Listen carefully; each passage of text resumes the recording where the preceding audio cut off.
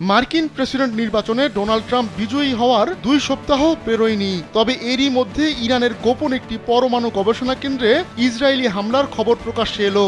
যুক্তরাষ্ট্র ও ইসরায়েলের সাবেক এবং বর্তমান কর্মকর্তারা ওই হামলার তথ্য নিশ্চিত করেছে। মার্কিন গণমাধ্যম এক্সিওসের বরাতে এ খবর চেপেছে জেরুজালেম পোস্ট। প্রতিবেদনে বলা হয়েছে, পারচিন সামরিক কমপ্লেক্সে চালানো হামলায় ব্যাপক ক্ষয়ক্ষতি হয়েছে। গবেষণা কেন্দ্রটি ইরানের রাজধানী তেহরানের প্রায় 20 কিলোমিটার দক্ষিণ পূর্বে অবস্থিত। কর্মকর্তারা দাবি করেছেন, ওই হামলায় ইরানের পরমাণু কর্মসূচি বড় ধাক্কা খেয়েছে। 2003 সাল পর্যন্ত ইরানের আমাদ পরমাণু অস্ত্র কর্মসূচির অংশ ছিল এই গবেষণা কেন্দ্রটি। তখন সেখানে বিস্ফোরকের পরীক্ষা চালানো হতো। ইসরায়েলি হামলায় অত্যাধুনিক যন্ত্রপাতি ধ্বংস হয়ে গেছে। ওই যন্ত্রপাতি পরমাণু ডিভাইসের জন্য প্রয়োজনীয়।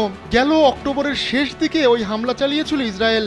এর আগে 1 অক্টোবর ইরানের মাটি থেকে ইসরায়েল লক্ষ্য করে প্রায় 200 ক্ষেপণাস্ত্র নিক্ষেপ করা হয়।